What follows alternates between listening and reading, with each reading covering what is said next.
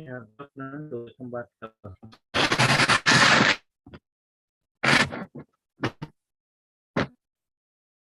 Yesterday we discussed the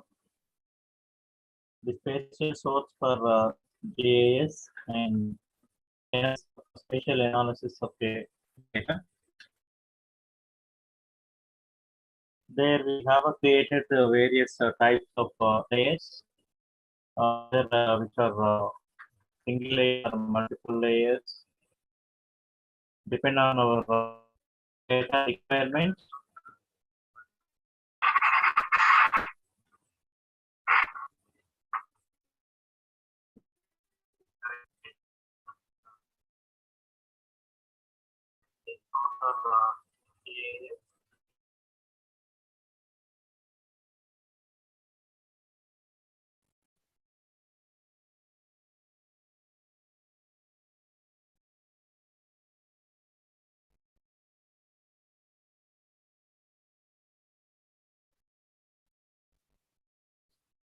Now we're going to discussing about the next session or next unit of the integration of remote sensing, GPS, and GIS. We know already global positioning system or GIS. We have already discussed. Again, applications. What are the applications which are going to be useful in a remote sensing point of view?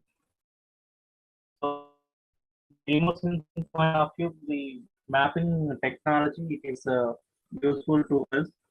Such mapping technology which contains remote sensing images, global positioning system of coordinates values, and geographical system. It is related to the almost all the composition of spatial data and non-spatial data. At the same time, the GIS contain raster and vector data also to convert both from raster to vector and to the raster.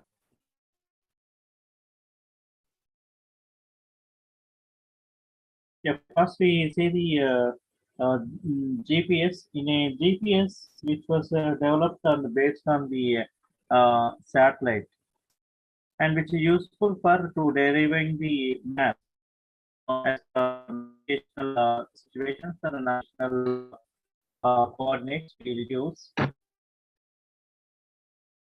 The GPS is giving the information of locations, particular position, the accuracy positions, what we have objects or surface. Whether those objects or maybe it is uh, it's a name of the different based on our application purpose we will use so that in 24 hours in a day is really accuracy information to us by the GPS locations. Sometimes maybe it is having the 10 meters of accuracy with GPS, and that is a differential global positioning system. Sometimes maybe it is required the usage of two or more rivers has related to the accuracy range up to meters to sub-meters level.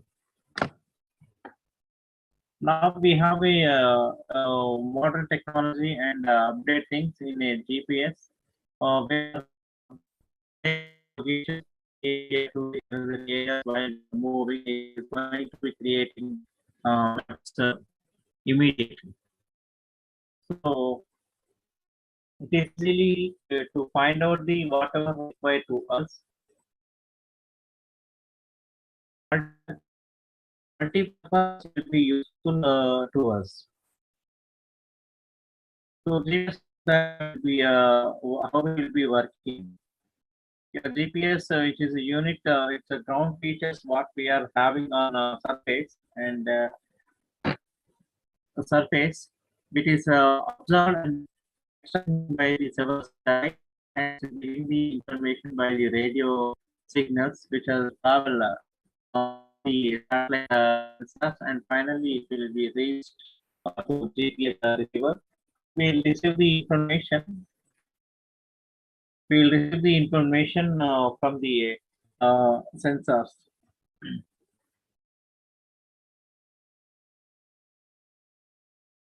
These are all we discussed. One thing it is I wanted to show you DGPS. Yeah. The, it is useful for one stationary and it's moving the receiver to help overcome the various errors with the signals. So that by using of two receivers that are nearby each other within a few kilometers distance, which is it's maintaining. Sometimes maybe if you get errors, the errors will be removed and it will be corrected. With 10 to 30 meters of a differentiation, the errors will move by the DGPS. So DGPS, which improves the accuracy and much more than disabling nodes. Nodes means whatever we will fix the points on a particular location.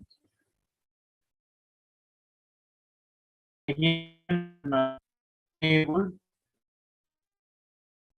the error types. GPS maybe if it is on, sometimes maybe it is off. You see here that the differentiation to the DGPS and as well as the GPS. GPS maybe it is giving error to 100 to 30 meters whether it is off and on and off. At the same time, DGPS, you see DGPS, there at least minimum of approximately 2 to 5 meters. If it is on 4 to 5 meters of errors, which is showing the variations between the one object to the another object. Uh, when it is going to be off at the stage, at that stage, it is showing the 2 to 3 meters of variance. How it will work?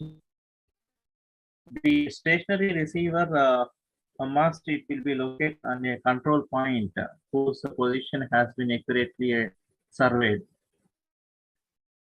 Here we have collected the sample. These are easy surveys which are useful for to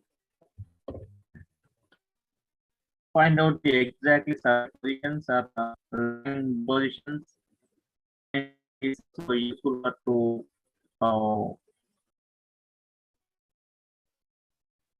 survey for agriculture purposes to find out the different surveys within that surveys which is having the land in which amount of hectares.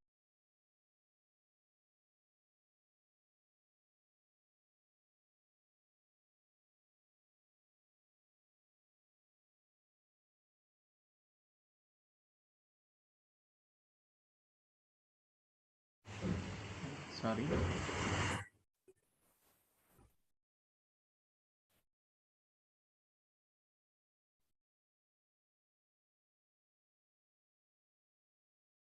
It is internet problem. Yeah. Yeah, the stationary unit works backwards. Instead of that, using timing, which is calculating the exact position, and it is useful to use of the position where to calculate the exact time, and also which determines the what GPS signals travel time should be, and compares it to what it actually it is. So, errors, maximum of the errors will be rectified here. It will be resolved by using of this DGPS. The DGPS can do the because precise location of a stationary receiver it is known. Hence, the location of a satellite. The location of a satellite we can easily to find out where it is that, and also yeah. And also, the receiver does not know, even though the receiver doesn't know which satellite the mobile receivers which is using. and it sends the message to it, telling the correction factor for all the things. That means what we are collecting the data from one station to the another station, the error range it is less here. Only just 2 or 3 meters or differentiation which is showing in a DGPS, whereas you see in a GPS model, it has 100 meters or 100 meters approximately when it is off or on 30 to 100 meters of meters variation errors will be seen in a GPS. So those are all will be controlled here. These are all will be removed with using of a differential position.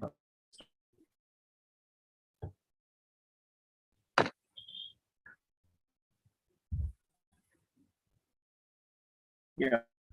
Our requirement, the exact position, if you wanted to measure or if you wanted to find out find out uh, by the GPS. Okay, if you sometimes maybe we are unable to find out the exact position with the GPS.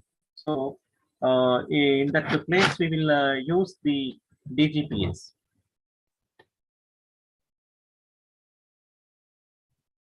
the surveyor of DGPS. There are even more accurate types of DGPS that surveyors will be used. These are accurate matter of millimeters, from millimeters to millimeters up to level, minimum level it will be calculated. Yeah, one of these techniques we use instead of GPS, and then which is a beginning to make its a way into the consumer GPS. Yeah, anyway, instead of a GPS, definitely if you, we will get accuracy and the correct data with using of this GPS, and it is also useful for multi-purpose with using of the carrier phase signal. It has which is a much smaller cycle with send and than the standard code phase signal. The data which is converting into the code system.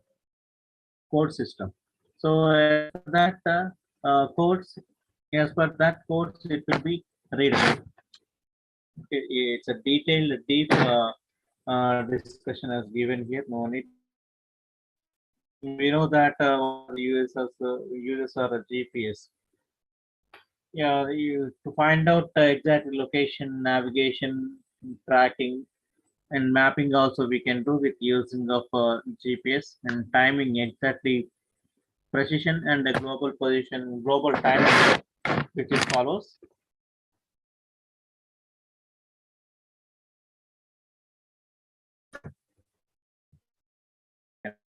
In application, the application type of remote sensing. Okay, already we know that all the fundamental basic things of remote sensing, but what it is important while we are using with combination of GIS data and as well as GPS data. Okay, I'll show you. Uh,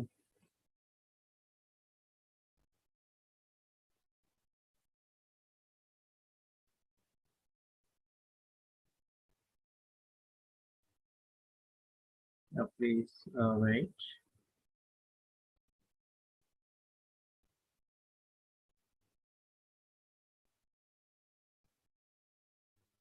Okay, it is green. Just wait. Like to.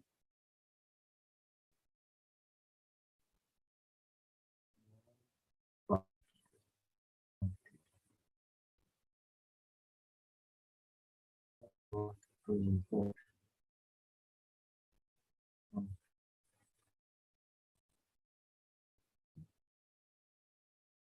Yes.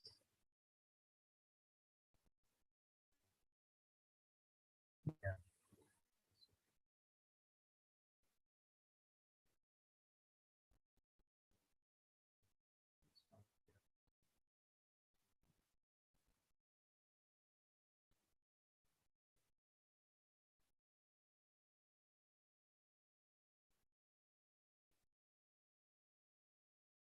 We have collected some data for map creation purpose. I will show you the things.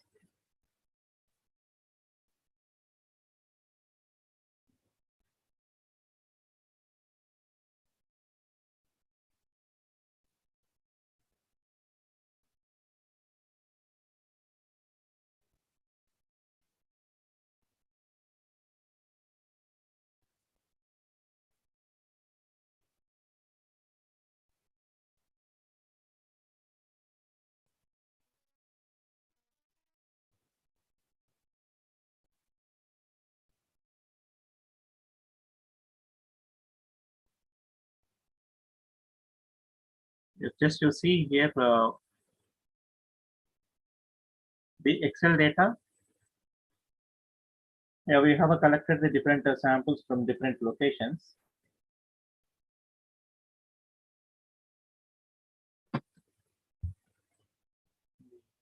Sample number.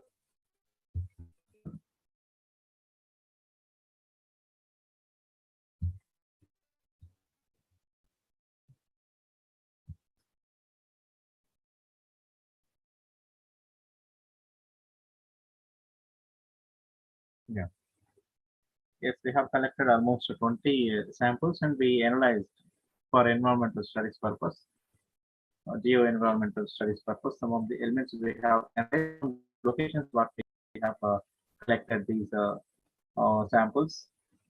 See here 1 to 20 up to 20 samples we have.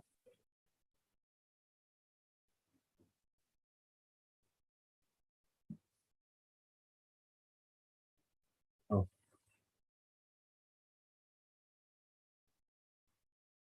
Up to 20 samples we have.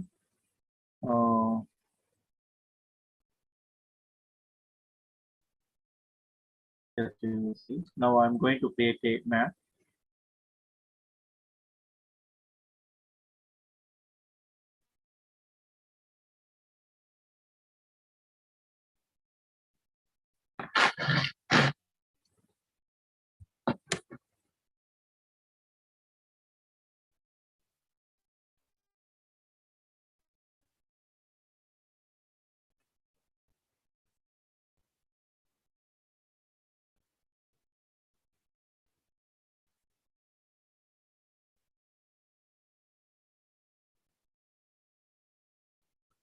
Now we have to download the data to create a map.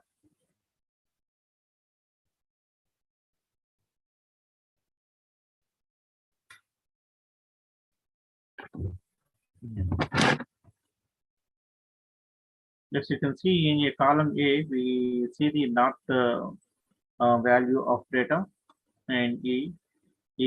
That is the north means latitude and E means longitude. Then again, we are going to create a map of a particular element. In this also, we will see this data will be correct or not. We can see from here data. It is a GPS data. This is what I am saying to you. We are integrating the GPS data with GIS. The coordinates, whatever you can see, these are all the coordinates 17.07290 or 79.21150. They're all GPS data. GPS coordination, GPS latitudes or longitudes, whatever we collected from the GPS. Those. Then after the GPS data, now we are going to creating a map with using of a GIS. Now we are going to integrating this. We are going to create a model. Later we'll see you the remote sensing point of yours. So then statistics, you can see here the statistics data, almost all statistics data we have. Break line filtering and univariate statistics and intervariable variable rank correlation, principal component analysis to one group to the another group. So we can do the statistics also in this application while we are integrating this data. Then now I'm going to create a map here. Now the grid map was created. Yesterday I didn't show you that grid map, but okay, later I'll tell you after completion of this one. Now we are going to create a map. Open that map. This one. Yesterday I have shown you. This is the way of creating the map. The thing here, the longitude values and the latitude values. Based on the latitude and the longitude value, we have created a map. So now we have applied into the GIS the application of GPS values here. The GPS values. So the GPS values, what are those? Not, longitude values and as latitude values. So now we will do the of the layers and different color properties. We will apply the color properties. This one. Take the color scale.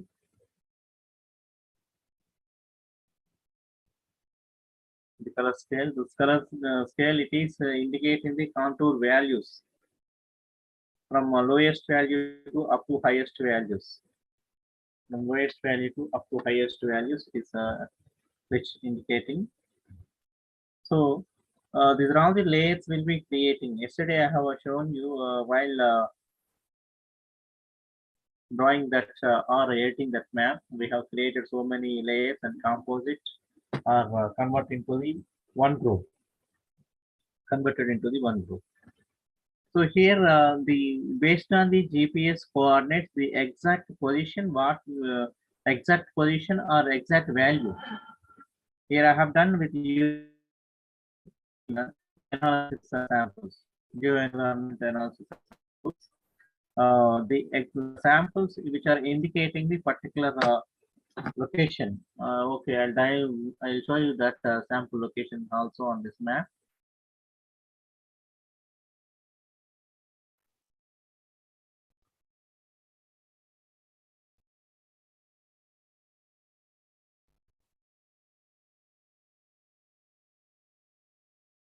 The smart indications you see here.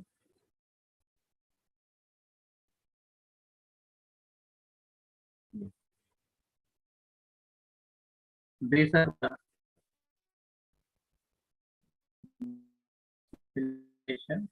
are showing the sample locations. So just I'll show you the sample locations also here.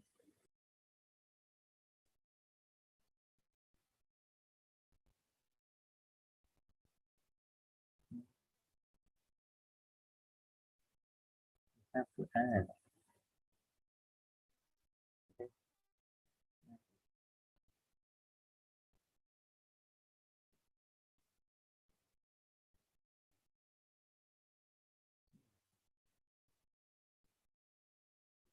Sample numbers also we will give. We can see sample numbers.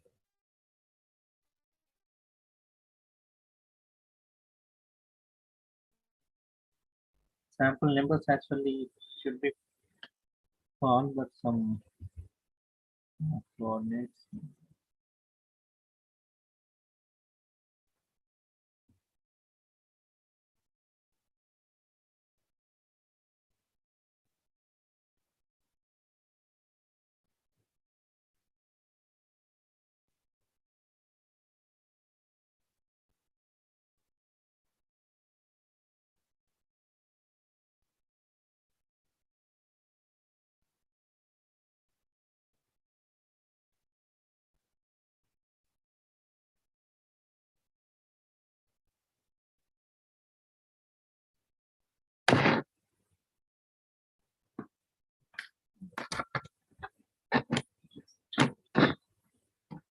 Just wait again and share it. Please wait, I'll share you again the same.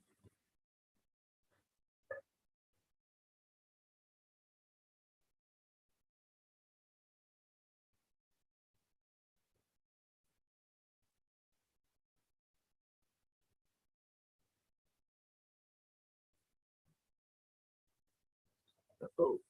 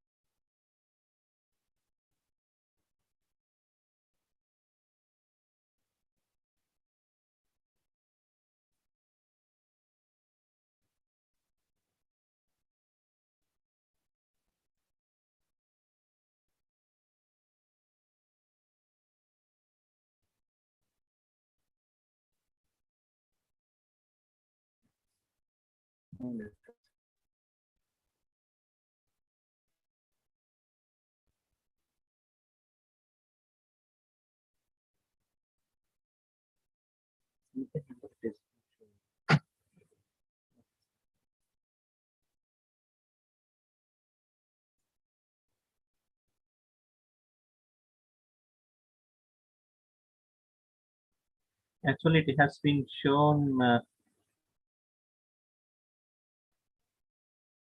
It should be shown serial numbers also, sample numbers also, but it is not identifying yet. Just here also, it is not identifying. Again, I will create one more.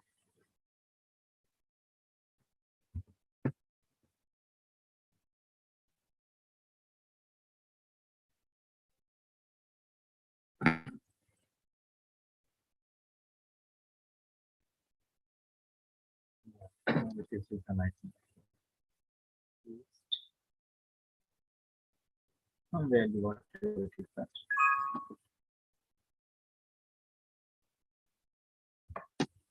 We'll give the name to that.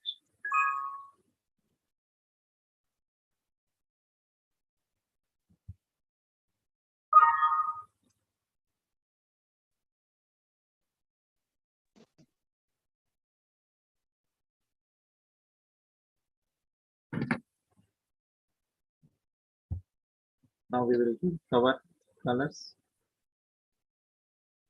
fill the colors and color scales. Always the path, it should be identified by the north direction.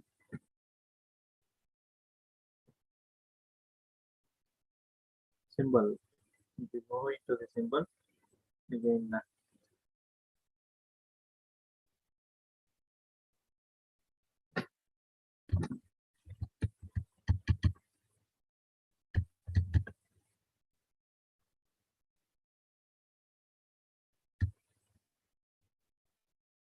yeah. Next, example locations we are also looking. Now go into the post plan.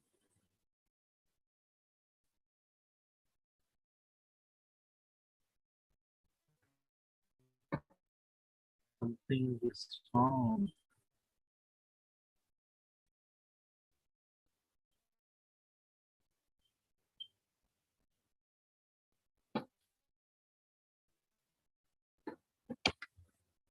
Something is missing. Then we are following the same. The sample locations, the latitude, longitude locations, also it should be shown what is happening. We did a small mistake somewhere.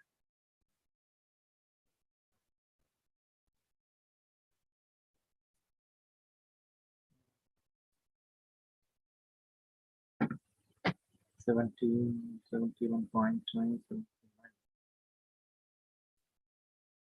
It's moving.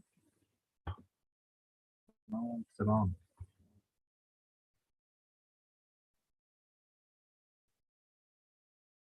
Okay, no need to time waste.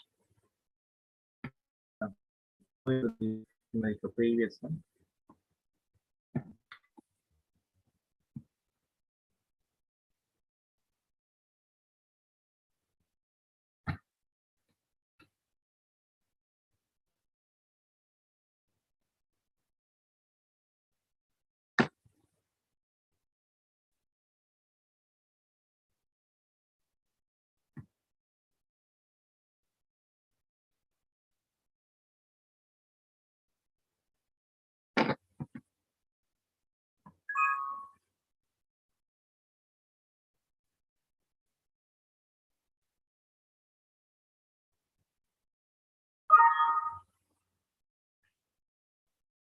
Mm,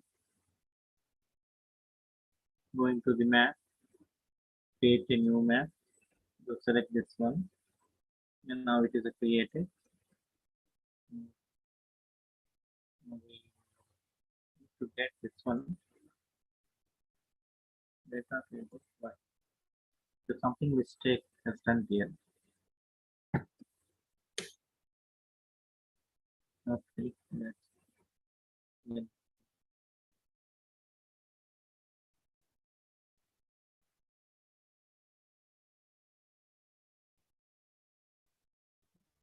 mistake has.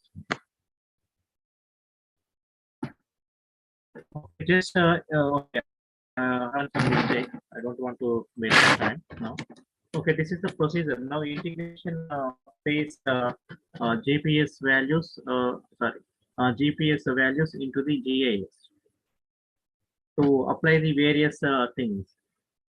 So now the part it is indicating as a remote sensing point of view. The remote sensing point of view, the colors we may apply to apply the colors. Uh, the soil types it is a showing. Here variables were applied, and according to that the color scale also we can indicate. Yeah, the color of a scale has a numbers from highest from lowest to the highest numbers we have. You check it here, 24 it is indicating very thick blue color. Somewhere here it is a very thick blue color, and it is surrounded by another value. Now we'll open up all the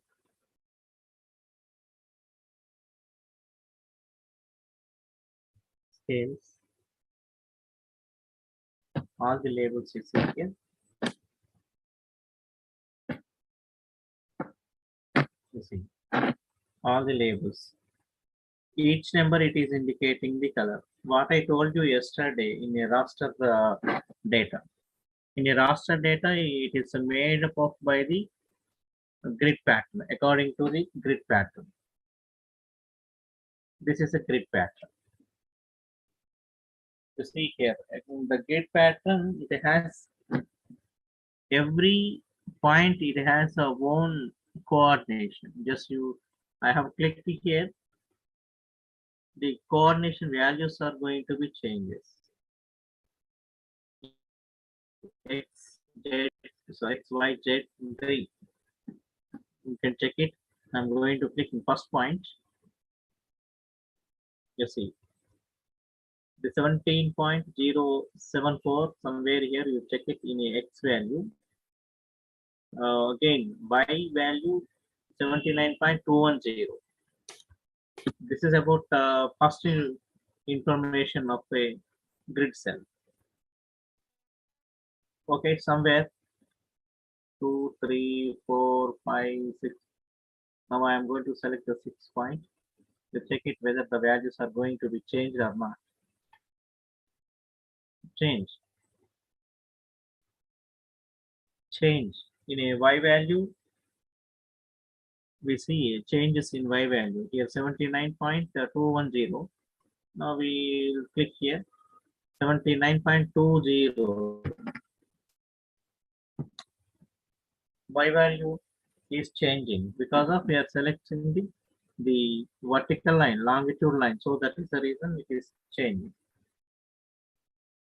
Yeah, here also you can just you see in second point or third, the third point you see in a third point more in a horizontal third point you can check here the values will change. Here also you can see, and you click this also. So every grid point that means the GPS point whenever if it is integrating with GIS tool in the form of a raster data or maybe it is in a vector data. The line it is a vector data. Based on this raster data, the lines are created. The lines are creating. These lines are having the value. The value equal lines are equal values are creating equal lines. Equal lines. So this equal line it has an equal number. Just example. See this one. The 38 contour line. The 38 contour line it is indicating the complete this contour only. Complete this contour only. So that's the use of this scale.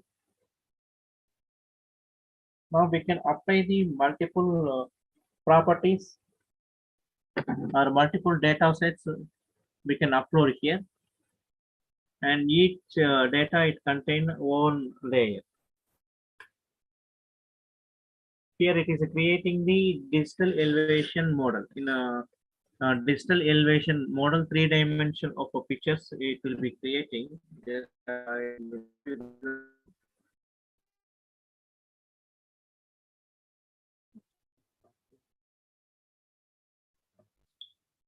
yeah, it is a 3D picture. I have shown you yesterday also. Mm, wireframe.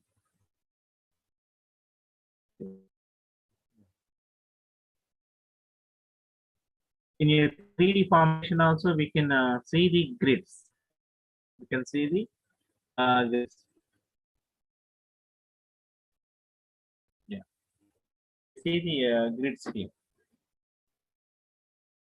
in a 3D formation. It is known as a different elevations. Digitally, it is creating the different elevations depend on the data values. So, the digital elevation model it is useful for to study the or to find out the data. It is related with the geographical features. Whatever geographical features which are available on a surface, those features we can study with using of this 3D or this digital elevation model. Then remote sensing, how you can apply this one? In a remote sensing point of view,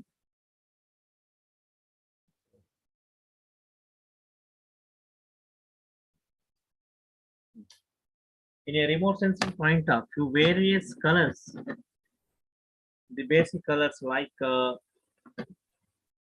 green, blue, red, what we have seen, the green, blue, red basic colors, and again it is apply with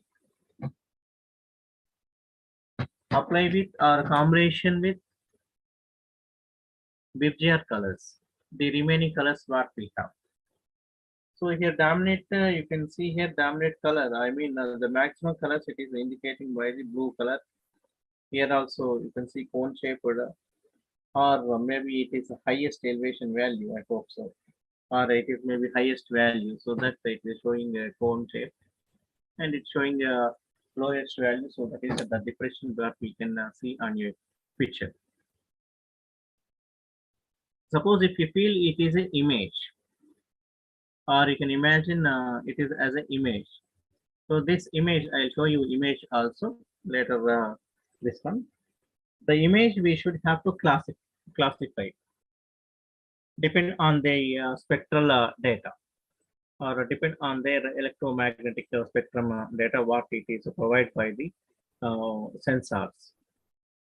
So in environmental studies particularly, in environmental and natural resource management investigations, we can apply the airborne studies or airborne study data, or maybe the satellite data what we have in our hand. Those satellite data we can apply based on that the satellite data we will class different colors depend on their spectral bands. Depend on the spectral bands we will classify it. So here we can apply the 3 types of applications. One, it is GPS data. The GPS data we will use That is maybe initial global positioning in system data. Those are also geo coordinates or maybe mapping different mapping scales, the different altitude values. Those we can use. Yeah, second one it is in geographical information system. These are all will be uploaded into the whatever tool we are using here, the GIS. The data we will create different layers. That's maybe different map or whatever it is that we'll create the different layers and we'll apply the different levels to creating the various values to and again to create the various color indications. So finally, we have again we have employed the whatever satellite image data with our hand or airborne data if you have.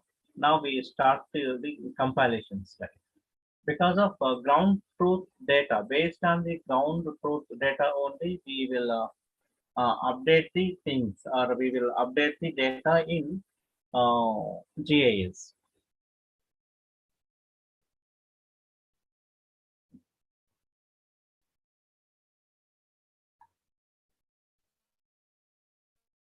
Yeah. Okay, I'll show you one map, the remote I mean one image. I'll show you image.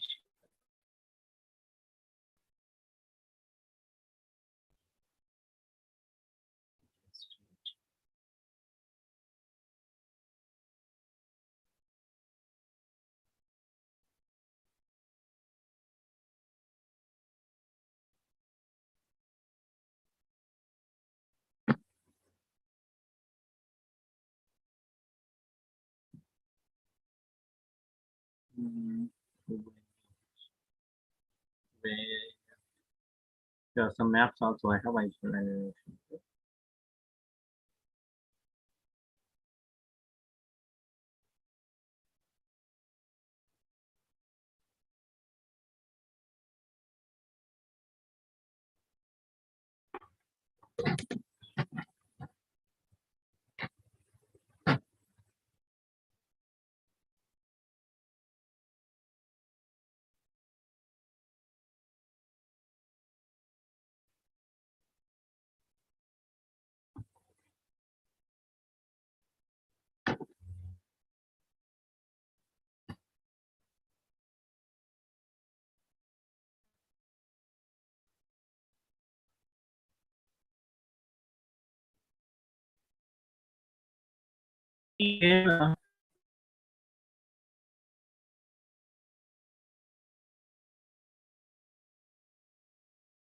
actually, it is made up by the GIS tool only.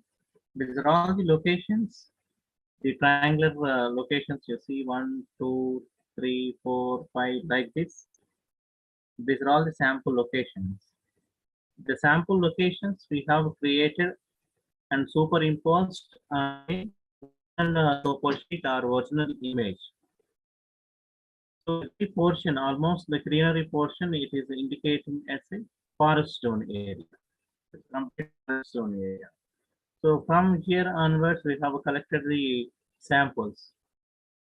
We will give the sample number. Actually, previously it was not uploaded in that one. It doesn't show the numbers. So now we have like this. We have a upload, and we see the image. We see the image. This is for editable purpose, for editing purpose. So we have to do the geo rectification for this map whenever we will upload into the GIS software. We will do the geo rectification. Geo rectification for sides of the coordinates, this side and this side, and this side, four sides of the coordinates. It should be rectified, and we have to set to the similar to that image. So the process it is known as geo rectification and geo registration. So after that, now you upload the sample locations on the same image. If it is a geo-rectification process will be correct, or if it is a correct, automatically it will be fall on the on image. So that will get information where we have collected the samples from the area or from our interesting area. So this is a one time. So now we will classify the data. How we will classify the data with using of different colors. Oh, sorry.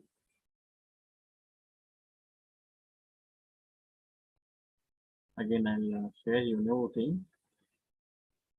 Mm, yes.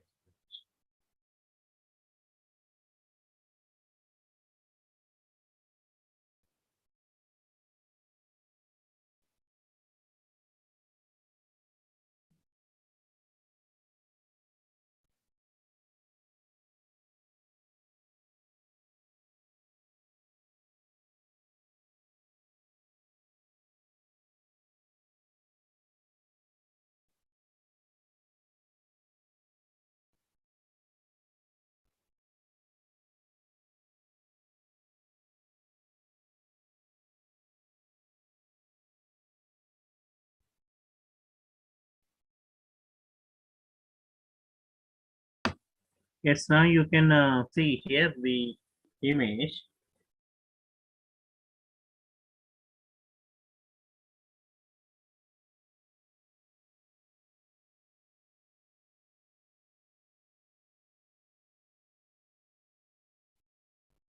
Now you can classify it. I have shown you this picture in a classroom also. Now you see here in remote sensing elements. Now you can classify the elements. Different colors of tones. I mean, different tones are appearing on this image. On this image, just you classify that. What are the major colors or major tricolors? First we see. The maximum it is as green patches, green color. Green color, it is a very again it's showing a very dense area. It is showing as a dense area. The dense area it is indicating as a forest.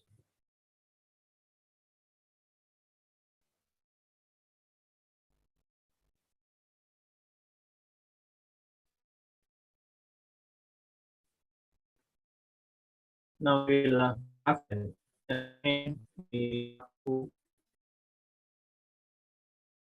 open in a same GIS tool. Just wait. I'll try to open the same image.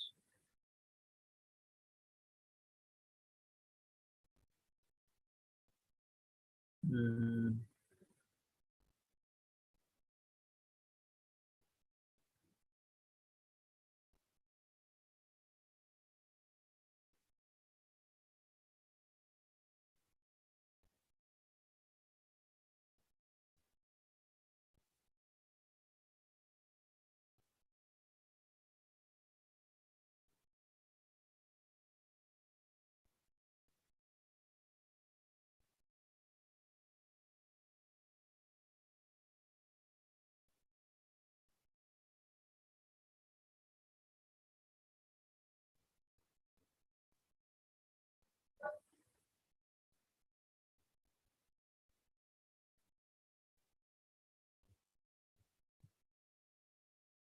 yeah.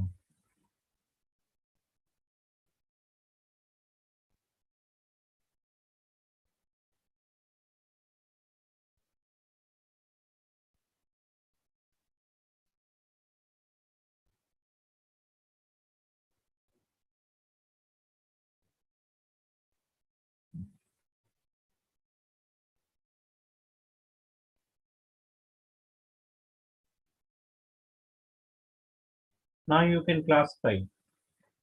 So what we have done from starting out, just you can come once again. First, we have collected the sample from different locations of this area. Then, second, We have integrated the values or analysis data with the GIS. Then final, you can upload the same values. You upload the same values on the same image, depend on your sample locations. Now you can classify that. So here you can see here, it is indicating this. It is indicating the green patch area. Patch area. So it is a integration part. What we are doing here, one, it is a GIS, GPS coordinates we have used. So based on the GPS coordinates, we have created a map, and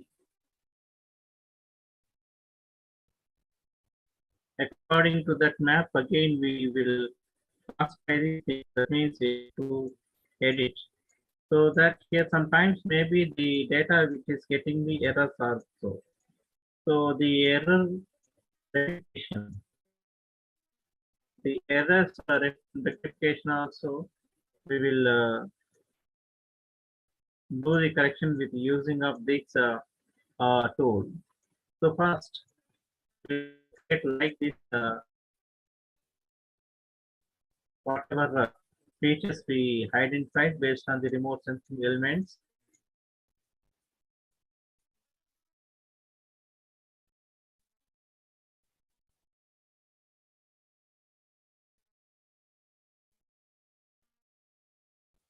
Just I'm roughly drawing this one.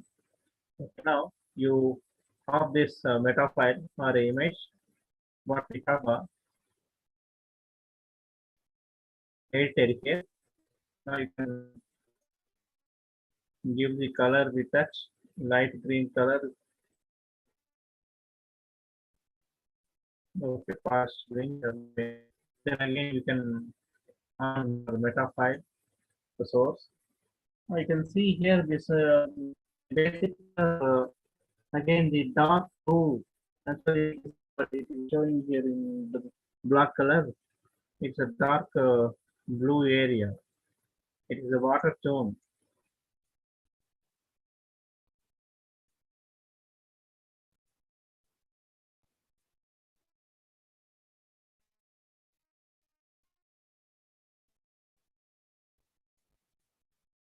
You edit.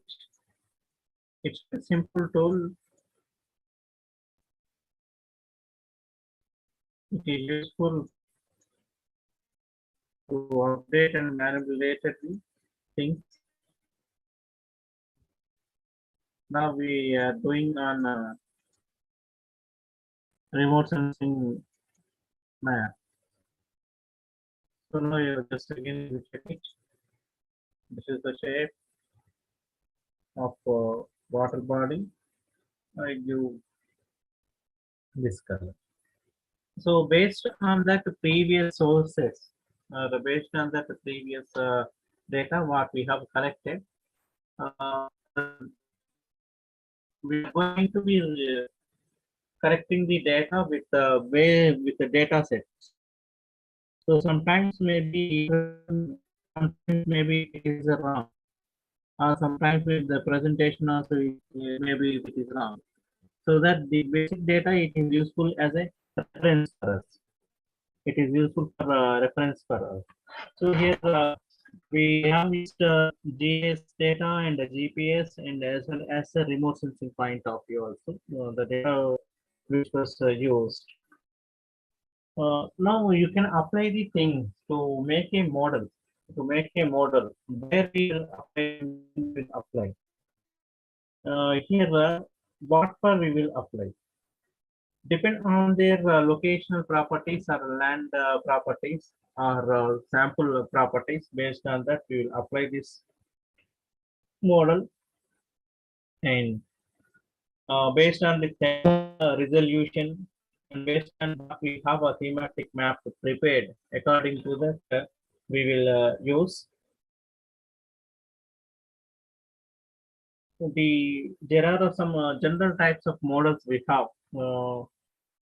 structural based on the structural model or objective model, or sometimes maybe it is an action model. According to that, we will use this type of data. Yeah, mainly two types of models we will use in a particular GIS. One, it is a macro, and second one, it is a micro. In a micro model, the objects which are presented in a resolution space, and which maintaining the time and tonal changes also. Again, it's a required the scales of a map. Very large scale map we will see here. Large scale map means the information it is showing very detailedly. So that the large scale maybe if it is 1 is to 10,000 or 1 is to 1,000 of scale we will use. These type of maps which are useful for to individual study or a case study purpose we will use. And second one, it is a map. Yeah, it has a very low resolution space. The scale it is we will use a small scale. That means the features we will see on a image very small, like this. Actually, if you justify this one, you can see. You see, it is a small scale map. The features are very small here. The features are very small here. This one. Whereas in detailed map, it is not a like that. In a detailed map, you see only particular space or particular object we study. So we will study here only the water body. We will study only here the water body. It is a large scale map. So the scale maybe it is a very, the scale it is a less. The measurements are less. The details are large. Clear information it is a giving, including a shape, structure, pattern, association, if it is associating with another one or not. All the information we will get. Yeah, that's the difference models and the micro models.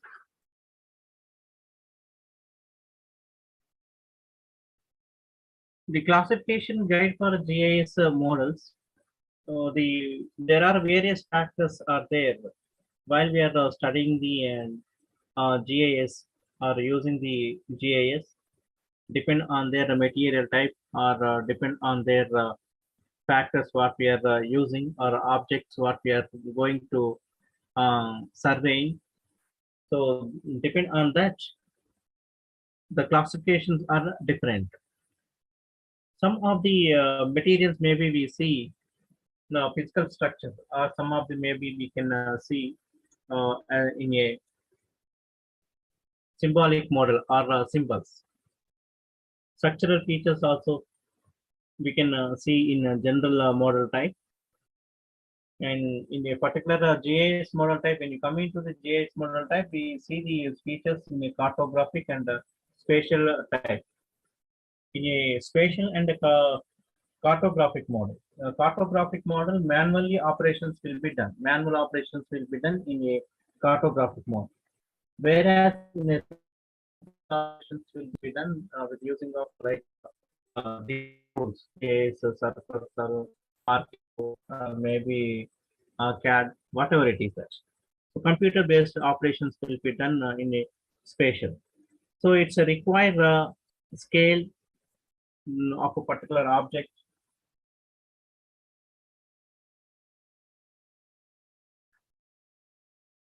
A scale of a particular object means the sample collection or the data collection from a field. For every 1 meter, if you are going to collect the sample, or every 1 kilometer, or every 1 square kilometer, you are going to collect the sample. So the scale should be reduced or minimized. While we will use in a software or a GIS. So you see here, these are all the features what we are observing. There are a lot of features are appearing on this image. Lot of features. Then only we have a selected a particular area and particular locations. You see this one, a water body. The feature, if you can see in a large scale, small scale map, the feature it is very small. Or else if you select only that one, yeah, only that one means details. So the scale may be, it is only the scale may be reduced. It is now you can measure from here to here what it is that scale. Maybe if it is 4 or 5 centimeters, 5 centimeters, maybe on a ground, maybe it is a 500 kilometers. Example, just 500 kilometers. So 1 centimeter is equal to 100 kilometers. It is showing. It's a small scale point of view. Whereas in a large scale point of view, if you see the scale, maybe 1 centimeter is equal to 100 meters. 1 centimeter, if it is on a paper, that is indicating on a around 100 meters. So from here to here, maybe it is a 500 meters or 600 meters on a ground. On a paper, we can show that is as a 5 or 6 centimeters. So depending on that scale, and one more, it is the extent of the area. The extent of object, the complete object we are going to measure or not. That is also very important. So that we have to surround this area, and we will collect the sample along the borders, along this border. So then only we will get a correct or accuracy data. What is purpose to us? The purpose means to study the things, to update the things, to incorporate, to find out new, yeah, to find out the new objects or to add the new objects in the domain. So approach, empirical approach or a practical or theoretical approach, what we are going to follow. According to that, we will finalize. Next association, it will be association or the link with one group. These all will be there on a model characteristics of areas. So once we have this one from starting onwards, now we have seen all the application types, applications and basic types what we have seen. We have studied remote sensing to our remote sensing point of view, the maps, how they are going to making by the satellites. We know that with the using of passive sensors or reactive sensors, the satellites will be working, then extracting the data from the source. Source means ground and the ground. So that's one point of view. And then after that, from that source, the images will be released into the different format, depend on our requirement. Yeah. In a second thing, what we used GPS coordinates we have used. So once you have collected the images from the sensors, next target it is to identify the different locations for different purpose. So these you once you reach the area and you have to collect the locations with using GPS. Next day you come into the laboratory and do the process for interpretation purpose to enter the data into the system. Then we are going to create a map. So in a map, again, the raster and the vector data, we will, whatever it is a requirement, we will, based on our requirement, we will convert the raster into the vector data. That's one thing. And one more thing it is,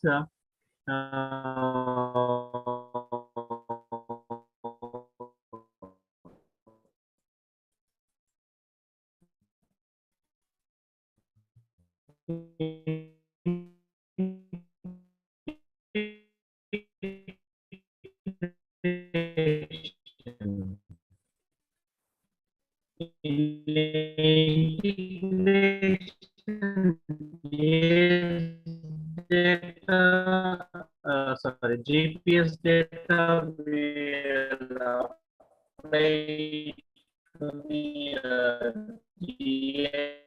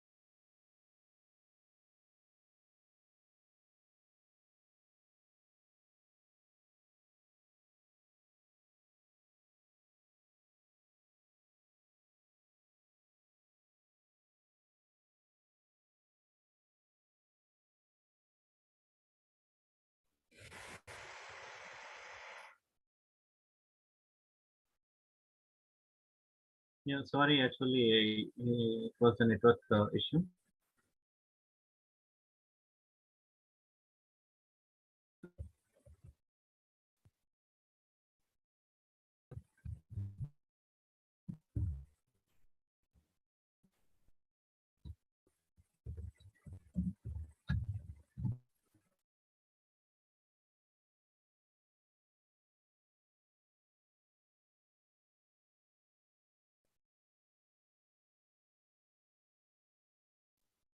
Yeah, just you see here again.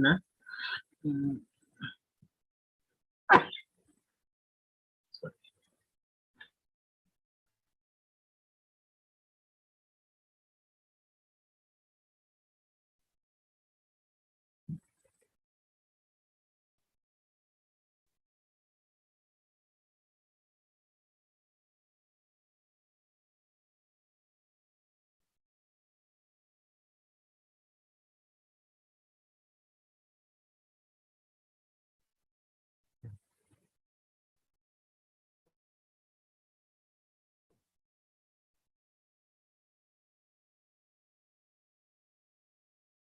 Okay. Yeah. So what we have done till now, we have studied all the basics and some applications. So now we are going to yeah. Now we are going to enter into the detailed applications of remote sensing in a particular environmental management. So in block fifth, the land resources. The land resources. It is speaking about the land elevation and capability studies in land use planning, soil degradation, soil classification. Also, we see here. So, in we know that the land it is very important to us, and it is a in critical resources for sustain for different surface. The growing of a population and again to increasing of environmental contaminants or pollutants in a climate. So for that purpose, we have to, to study the all those things detailedly. We make a plan. We make a plan according to that. We will use these software wherever it is required to us. In our country, efforts are being made for a rational and scientific regional and urban planning, which is having reliable information, and it is also very necessary for land use planning purpose. So we will follow the or we will get the information from land use and the land covering data. So various types of thematic layers and collateral data will be created, and the data which is provided by the different organizations which are located in our country. Almost 2 decades, the satellite remote sensing were using to generation of land use and land cover information. Almost all the land, it is the most important natural environment on which all the man's activities, which based on this one, like a growing a population and increase the human activities or accepting the pressures on limited land resources. So for that purpose, the decrease in per capita available cultivable land from zero point 0.4 hectare in 1951 to 0.22 hectare in 1991. Land uses and also land use refers to man's activities on land which directly related to the land also. So that the land cover, the land use and land cover properties are activities are playing very important role.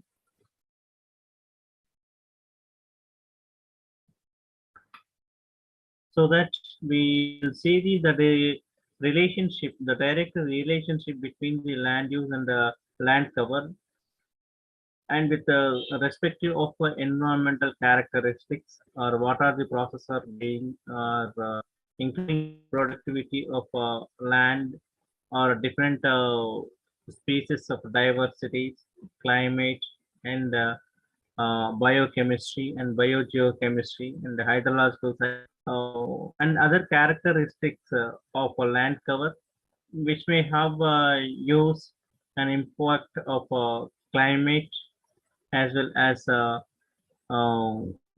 view and environmental point of view, as well as hydrology and also the diversity, and again which is having the abundance of terrestrial species on a land. These are all will be compositional and rational factors will be available on a surface. So once if you take the image now by the remote sensing, we will see those in different patterns, whether it is land use or land cover patterns, their spatial distribution changes and other objective changes. We will check out on these images, and we will study on these images. For that purpose, we need to know the digital classification techniques. Here, particularly the GIS and remote sensing are becoming the integrated technology that is being widely used in various application purpose. These two technologies are complementary as they are simply variants of the digital and spatial data. So sometimes we may get the land changes, and how we will find out those land changes. Or sometimes maybe we will may find out the different types of land, and the land it is having a different elevations and evaluations also. So so that those evaluation process how it will be done, and whether the studies which are suitable or not, the evaluations and studies which are suitable depend on their characteristics. So that soil is playing a very important role, and it is very important component on a land system. And it's providing, we know that n number of species which is providing on surface potentiality and potential for a suitable and sustainable things under the agriculture and horticulture, or different areas which is covered by the forest. And also it is a relationship with irrigation, which is having a maximum relationship with irrigation and other managed purposes.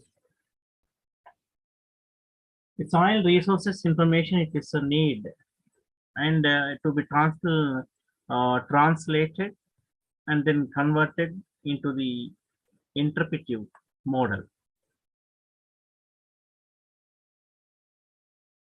For the agriculture purpose, the land capability was classified.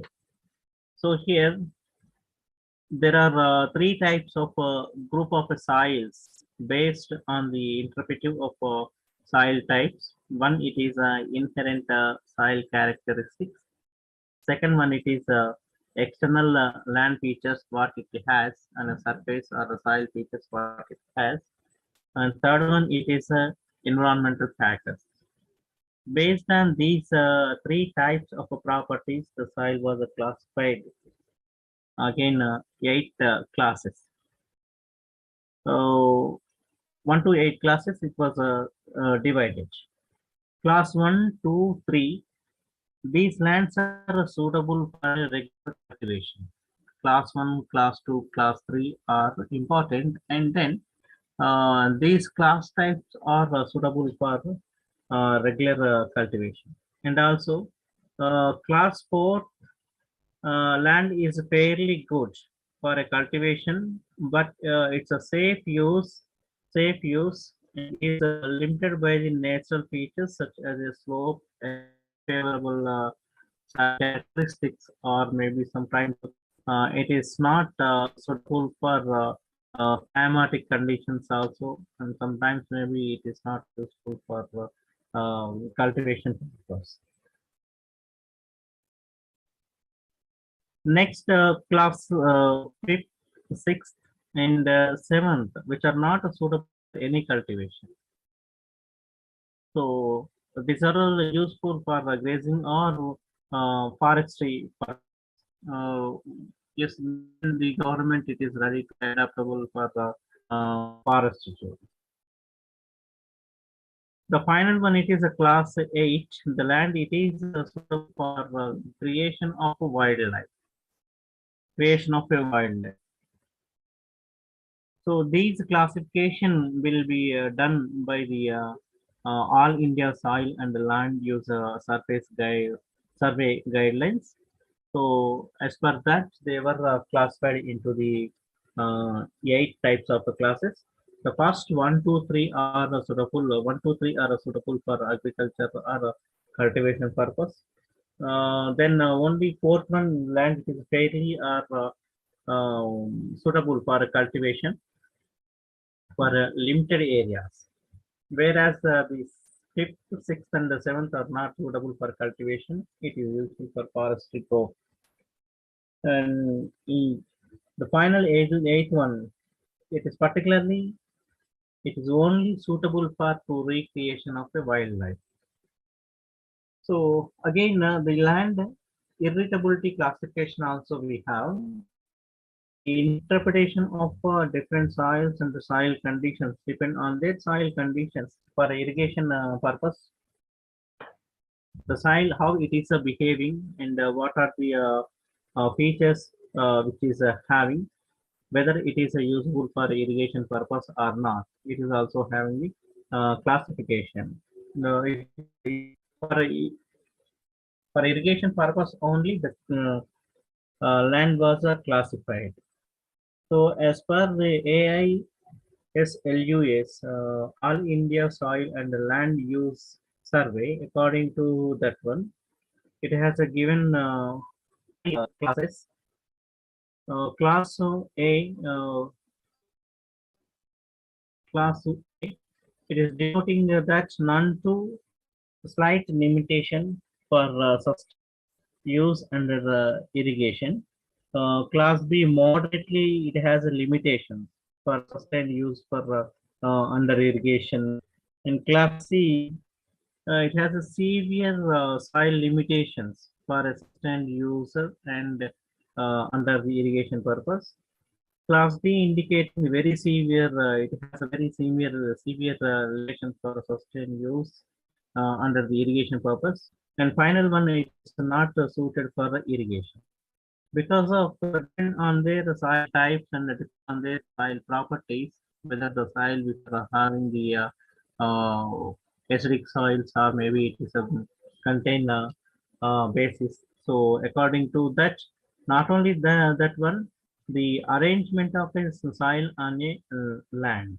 According to that, whether it is a usable or not for irrigation purpose. Yeah, the soil classification type, it is association with the effective of soil depth and texture type, soil texture type, soil whether it has a permeability or not. That is also important. Then water, whether it has a water holding capacity or not.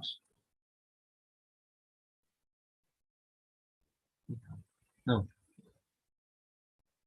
Final one, it is whether it has the soil type, it is alkalinity or salinity. Salinity. So these are the basic types it is required. Then soil classification also we see here.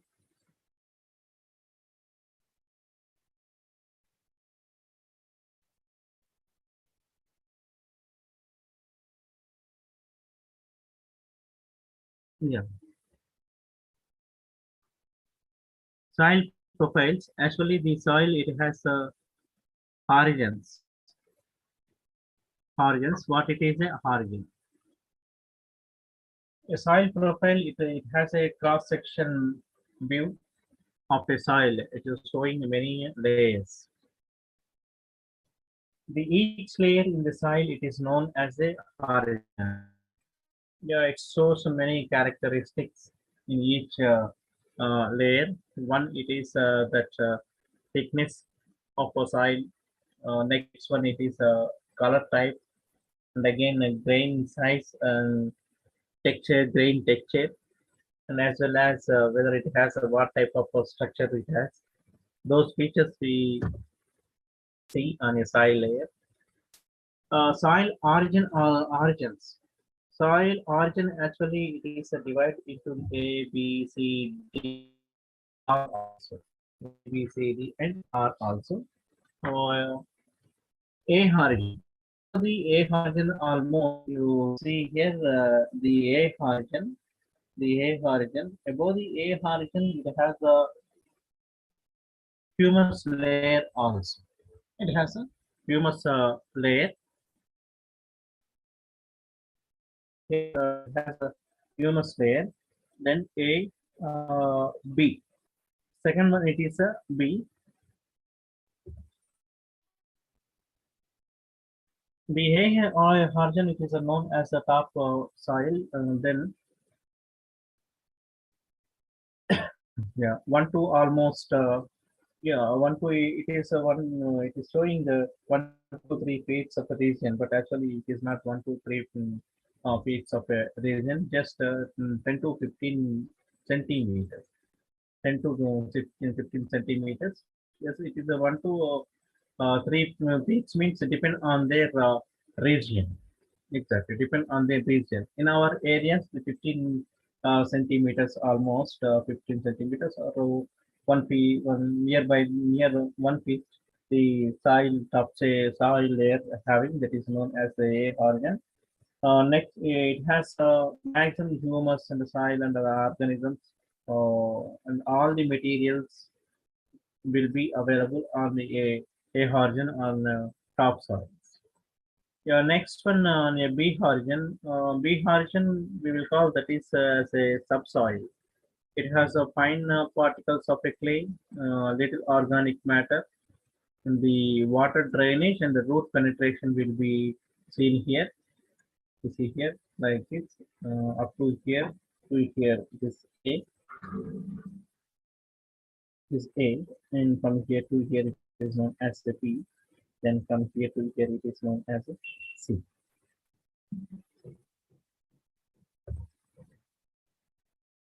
Yeah, C horizon it is called as a parent material. Maybe it is not a true soil. It has a little amount of weathered parent material. In B horizon also it has a weathered material which is weathered from parent material.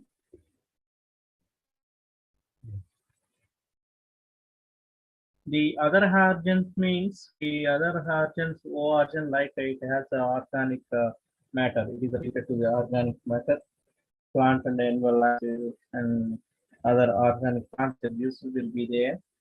And again, some of the decomposers will be also seen. Yeah, final one is bedrock. After sea horizon, we can see bedrock. The substratum area, whatever it is indicating.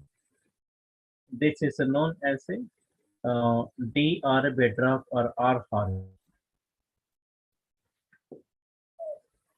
So some of the areas which contained by the salt affected soils also.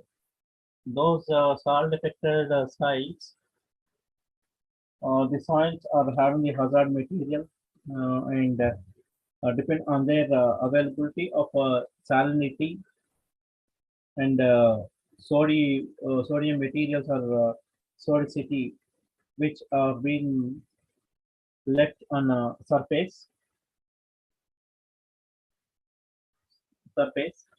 So this type of yeah, this type of materials also which are covered by the images.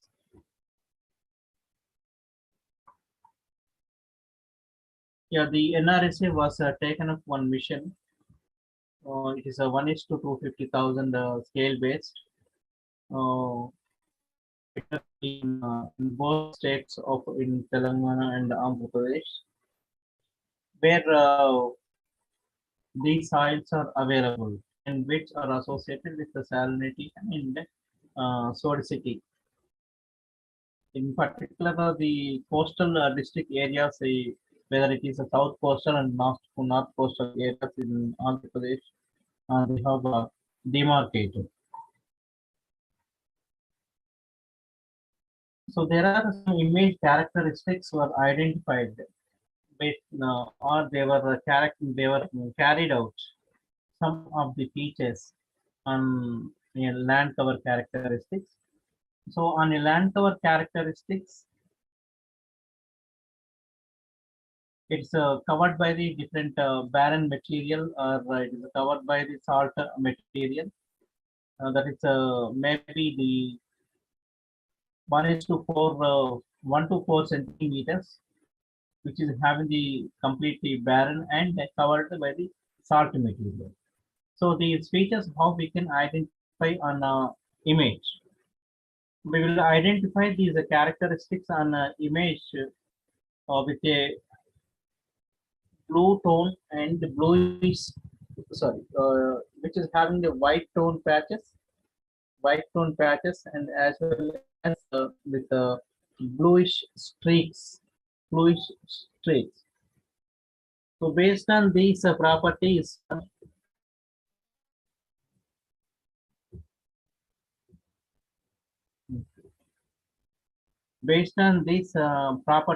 the soil characteristics will be known. The saline soils may be uh, the pH and EC conditions we see here. The pH and EC conditions may be the EC uh, electrical conductivity of a soil 4.5 to 10.6, almost 4.5 to 10.6. Then pH conditions are almost nearby the alkaline stage nearby, but actually the pH is indicating 7.9 to 8.8. Yeah, second stage.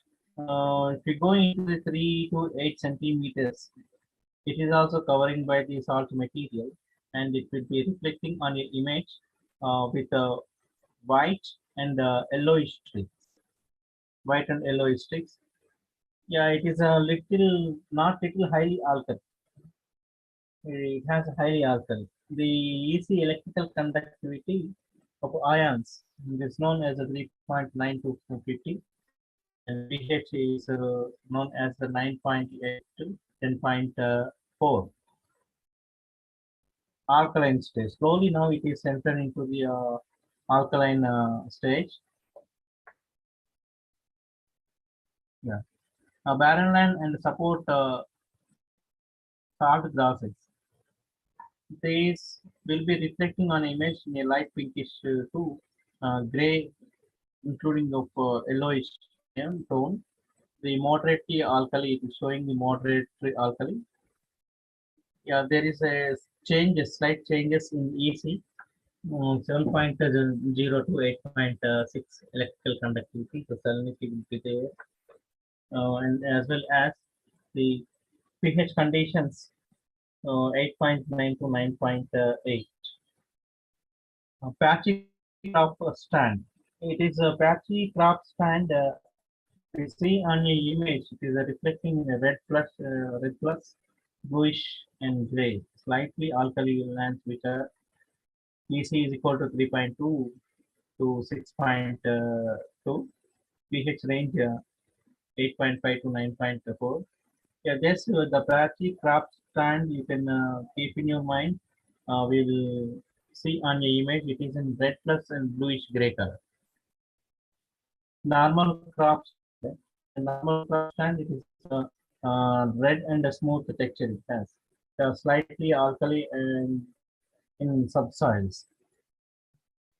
So these are all the above features or above characteristics were studied by the NRSA, and which is in a small scale level,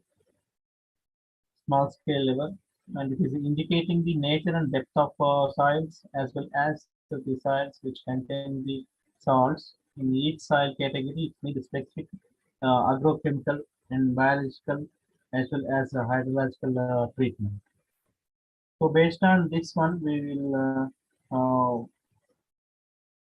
make a soil for agriculture purpose. So I'm stopping here, and tomorrow we'll continue.